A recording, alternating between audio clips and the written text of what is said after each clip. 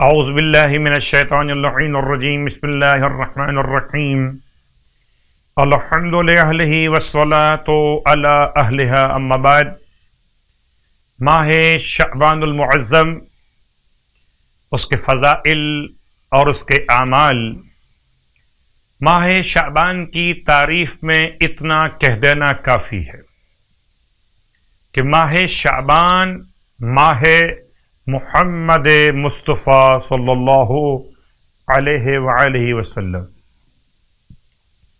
ماہ شعبان کی عظمت کو بیان کرتے ہوئے روزانہ کے اعمال اور روزے کا ثواب بیان کیا جا رہا ہے آپ کی خدمت۔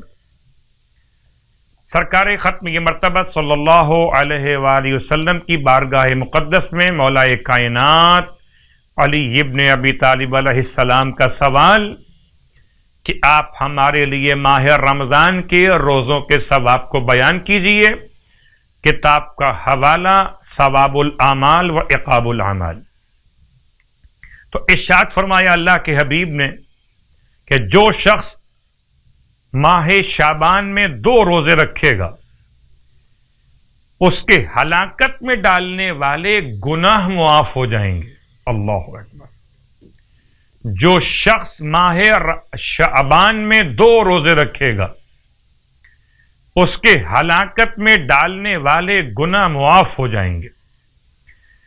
اور نماز شب دوم ماہ شعبان کی سرکار ختم یہ مرتبہ صلی اللہ علیہ وآلہ وسلم کی بارگاہ مقدس سے ارشاد فرماتے ہیں اللہ کے حبیب کہ اگر کوئی شخص ماہ شعبان کی دوسری شب میں 50 رکعت نماز ادا کرے، یعنی کہ 25 نمازیں، اور ہر رکعت میں الحمد کے بعد سورہ اخلاص، سورہ فلق، سورہ ناس، یہ 3 سورے ایک مرتبہ تلاوت کرے، سورہ اخلاص، سورہ فلق، سورہ ناس، ایک بار تلاوت کرے، تو پروردگار عالم اپنے فرشتگان کرام الکاتبین سے فرماتا ہے کہ میرے بندے کے گناہ اب نہ لکھنا۔ اللہ اکبر۔ یہاں تک کہ 1 سال مکمل ہو جائے، پروردگار عالم اس کی عبادت کے اعتبار سے اسے اہل آسمان و زمین سے بہتر قرار دیتا ہے۔ پروردگار عالم اسے انبیاء کے راستے پر چلنے والوں میں شمار کرتا ہے۔ اللہ اکبر۔ اور یہ شب دوم کی عبادت کی توفیق نہیں مل سکتی کسی بدکار کو، منافق کو، فاجر کو۔ فضیلتیں اس سے بہت زیادہ ہیں جو بیان کی گئیں۔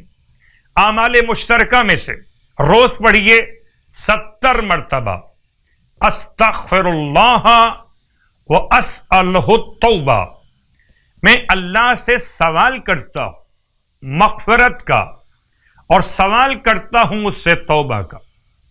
روزانہ ماہ شعبان کا افضل ترین عمل استغفار کی تلاوت، استغفر اللہ وَأَسْأَلُهُ التَّوْبَةَ۔ خدا ہم سب کے گناہوں کو معاف فرمائے اور ہم سب کو توبہ نصوحہ کی توفیق عطا فرمائے۔ آمین۔